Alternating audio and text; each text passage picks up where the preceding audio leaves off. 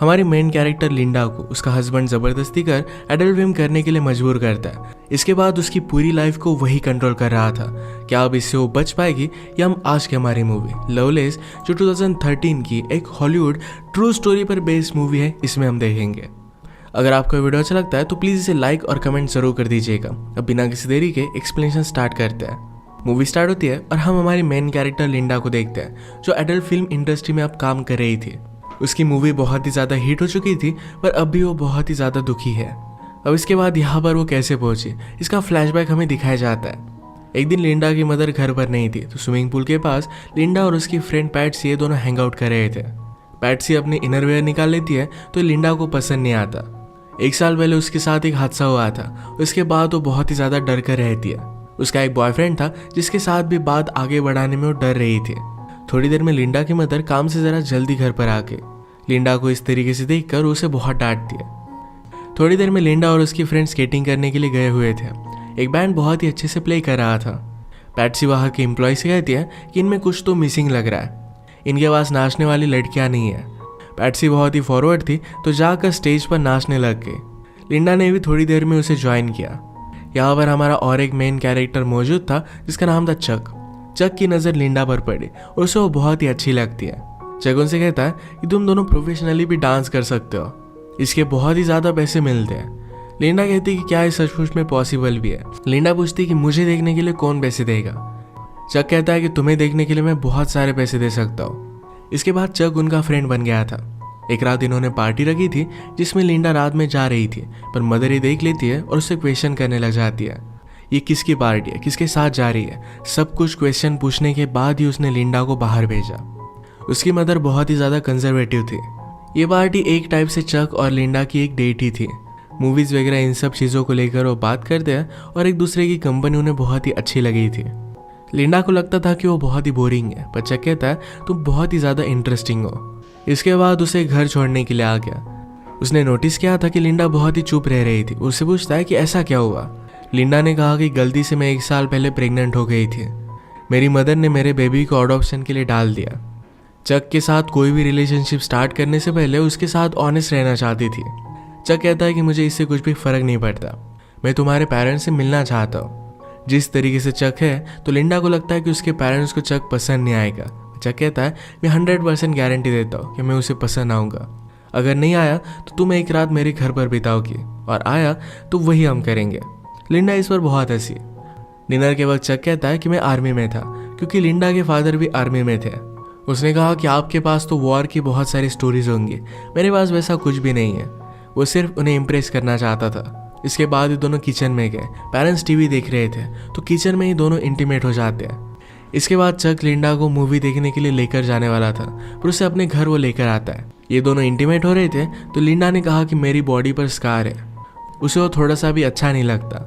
चक कहता है कि तुम जैसी हो वैसी बहुत ही ज़्यादा ब्यूटीफुल हो। रात में घर आने के लिए लिंडा को ज़रा लेट हो गया तो उसकी मदर उसे बहुत मार दिया। गुस्से में उसने घर छोड़ दिया और चक के साथ वो रहने लग गई थी। एक दिन चक के यहाँ पर पार्टी चल रही थी। पार्टी में लिंडा की फ्रेंड पैट्सी भी आई हुई थी। वो चक के पास जाती है तो चक ने एडल्ट फिल्म लगाई हुई थी। पैट्सी से पूछता है क्या तुम्हें ये सब पसंद है। पैट्सी को इतना अच्छा नहीं लगता था। चक पैट्सी के पास जाने लग गया और उसे किस करने लग गया। पैट्सी उसे दूर फेंक कर लिंडा के पास आ जाती है। उसने कहा कि वहाँ पर मत जाओ। लिंडा ने इस तरीके की मूवी फर्स्ट टाइम देखी थी। चक से कहती है कि अच्छी लड़कियाँ ये सब नहीं करती। चक ने कहा कि तुम्हें ये सब करना नहीं आता क्योंकि तुम्हारी प्रैक्टिस हुई नहीं है, मैं तुम्हें टीच कर सकता हूँ। इन मूवीज़ में जो भी दिखाया जाता था ये सब करना लिंडा को अच्छा नहीं लगता था, पर फिर भी चक के कहने पर उसे खुश करने के लिए वो कर लेती है। एक दूसरे के साथ बहुत ही खुश थे तो इन्होंने शादी कर ली। अब इसके बाद थोड़ा टाइम गुजर जाता है। लिंडा को एक दिन पुलिस स्टेशन से कॉल आया। चक को पकड़ लिया गया था तो उसकी बेल कराने के लिए उसे जाना पड़ा। उसने पहले तो इस बात पर बिलीव नहीं किया था। वो चक से पूछती कि तुमने किया क्या। चक ने उसे ऑलरेडी बताया हुआ था कि उसके काम के बारे में वो कुछ भी क्वेश्चन नहीं कर सकती। लिंडा को लगता था कि चक डांस करने वाली लड़कियों को सप्लाई करता है, पर अब उसे पता चला कि उनके प्रोस्टिट्यूशन में भी उसका हाथ है। चक ने कहा कि उन्हें हमेशा पैसों की ज़रूरत होती है तो मैं उन्हें हेल्प करता हूँ, इसमें कुछ भी गलत नहीं है। चक और लिंडा अब एक बड़े ट्रबल में थे, उन्हें बहुत सारे पैसों की ज़रूरत थी। चक कहता है कि अब हमें कुछ ना कुछ तो करना ही पड़ेगा। नेक्स्ट सीन में चक लिंडा को एक प्रोडक्शन कंपनी में लेकर गया था। एडल फिल्म की कास्टिंग के लिए लिंडा को ऑडिशन देने के लिए कहता है। फिल्म के डायरेक्टर ने लिंडा को बाहर भेज दिया और चक से कहते हैं कि ये लड़की नहीं चलेगी। आजकल लोगों को सब कुछ आर्टिफिशियल देखने की आदत पड़ गई है। लिंडा को तो डायलॉग बोलना भी नहीं आता। चक कहता है कि मैं तुम्हें डेमो दिखाता हूँ। लिंडा और वो जब इंटीमेट होते थे तो एक बार उसने इसे रिकॉर्ड किया था। ये टेप देखने के बाद ये दोनों सरप्राइज्ड हो जाते हैं। लिंडा को कास्ट करने के लिए वो रेडी हो गए। नेक्स्ट सीन में हम देखते हैं कि शूटिंग की स्टार्टिंग हो चुकी थी। यहाँ पर इनका इन्वेस्टर आया जिसका नाम था एंथोनी। एंथोनी लिंडा से कहता है कि मैंने तुम्हारा काम देखा है, तुम एक बहुत ही बड़ी स्टार बनोगी। मेकअप करते वक्त लिंडा के फेस पर जरा फ्रेकल्स थे, इसे छुपाने की कोशिश की जाती है। चक इस बात पर बहुत ज़्यादा गुस्सा हो गया। कहता है लिंडा के बारे में वही चीज़ बहुत ही ज़्यादा ब्यूटीफुल है, उसके फ्रेकल्स। सीन के पहले लिंडा ज़रा नर्वस थी तो मूवी का हीरो हैरी उसके पास आता है। उसने कहा कि सब कुछ एकदम अच्छा होगा। जब हम दोनों सीन में होंगे तो स्लोली बाकी की सब चीज़ें फेड हो जाएगी। मूवी के पहले कुछ सीन शूट होते हैं। अगले दिन लिंडा का हीरो के साथ इंटीमेट होने का सीन था। इनके स्पॉन्सर एंथोनी ने कहा कि अगर लिंडा के पास चक भी होगा तो ये प्रॉब्लम हो सकती है। फिर उनका एक आदमी जिसका नाम था बूची ये चक से बात करता है। कहता है कि हमारे पास मूवी शूट करने के लिए रील्स नहीं है तो जाकर उसे लेकर आओ। चक कहता है कि कल लिंडा को मेरी ज़रूरत पड़ेगी, पर फिर भी उसकी बात नहीं मानता। अगले दिन शूटिंग स्टार्ट हुई और लिंडा की स्किल देखकर सब लोग हैरान हो गए थे। लिंडा के सामने हीरो भी फर्स्ट सीन में ज़्यादा परफॉर्म नहीं कर पाया था। ये सब सक्सेसफुल हुआ और रात में ये सब पार्टी करते हैं। चक लिंडा से कहता है कि एंथोनी के पास आकर बैठो, पर लिंडा उसे मना करती है। रात में रूम से चक और लिंडा की चिल्लाने की आवाज़ें आ रही थी।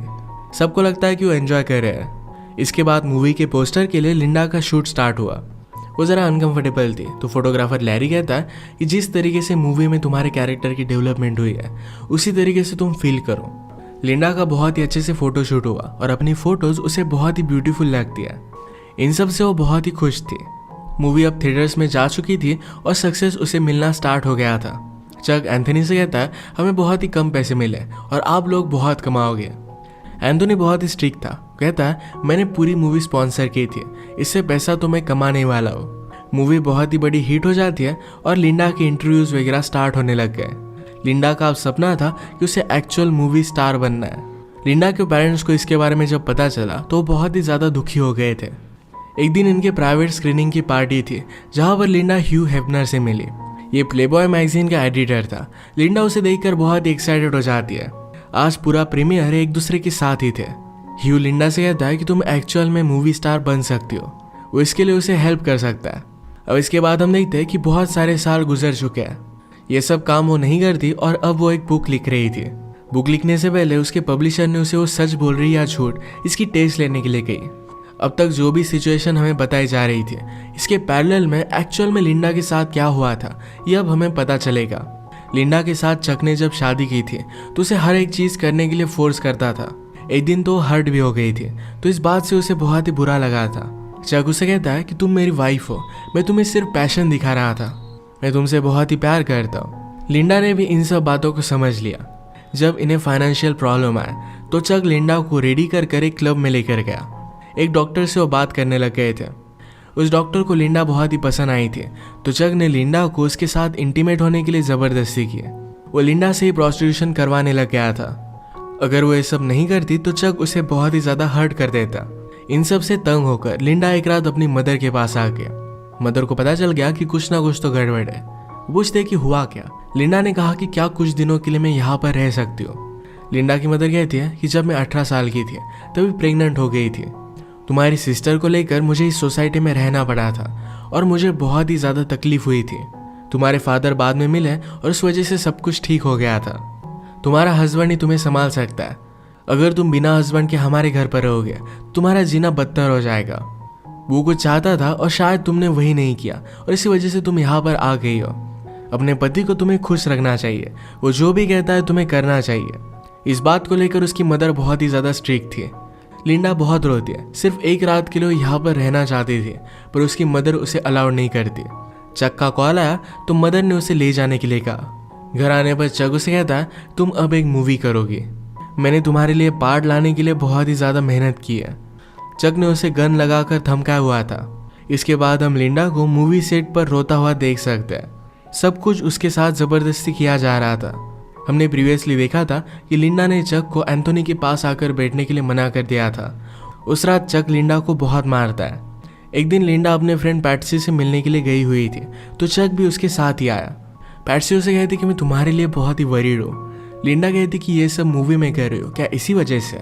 पैट्सी ने कहा कि वो नहीं है, चक बहुत ही वियर्ड है, क्या वो तुम्हें सब कुछ करने के लिए ज़बरदस्ती कर रहा है? बाहर आकर चक ये सब बातें सुन रहा था, तो लिंडा डर कर कहती है कि मैं बहुत ही लकी हूँ कि चक मेरा हस्बैंड है। एक दिन पार्टी में चक एंथोनी के साथ पैसों को लेकर बात कर रहा था। एंथोनी ने कहा कि मैंने ऑलरेडी लिंडा से बात की हुई है, अगली मूवी में मैं उसे डबल पैसे देने वाला हूँ। लिंडा ने चक को इसके बारे में बताया नहीं था, तो उसे बहुत मारता है। चक ने इनके मूवी के स्पॉन्सर से पैसे लेकर अपने लिए घर वगैरह भी बाय कर लिया था। एक आदमी उसके कांटेक्ट में आया था, जिसके साथ मिलकर वो टॉयज वगैरह सेल कर कर बहुत सारे पैसे कमाने वाला था। जबरदस्ती लिंडा की एक फेक बायोग्राफी लिखना भी वो स्टार्ट करता है। एंथोनी चक के पास आकर उसके पैसे फिर से वापस मांगता है। चक ने कहा कि थोड़े दिनों में मैं तुम्हें पैसे दे दूंगा, पर एंथोनी कहता है कि लिंडा को सिर्फ और एक मूवी करने के लिए मना लो, पैसों के बारे में तुम्हें वरी करने की कोई भी जरूरत नहीं पड़ेगी। लिंडा की मूवी का जब प्रीमियर हुआ था, तो ह्यू हेफनर भी सिर्फ उसके साथ इंटीमेट होना चाहता था। इन सब बातों से वो बहुत ही ज़्यादा डिस्टर्ब हो गई थी। एक रात घर आने पर अपने पेरेंट्स को कॉल लगाती है। उसके फादर कहते हैं कि मुझे तुम्हारी मूवी के बारे में पता है, तुम्हें ये सब करता मैं देख नहीं सकता, क्या तुम्हारी परवरिश में हमसे कुछ गलती हो गई थी? ये सब सुनकर लिंडा को बहुत बुरा लगा। चक लिंडा से कहता है अब तुम्हें और एक मूवी करनी पड़ेगी, पर लिंडा इस बात को मान नहीं रही थी। उसने कहा कि चलो हमें एक और पार्टी में जाना है।